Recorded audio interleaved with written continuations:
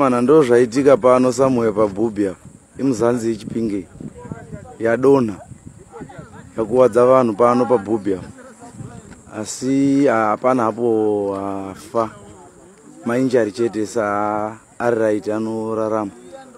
Saka tichenjere mukati murwendo mukufamba imuzanzi yadonha yeChipinge.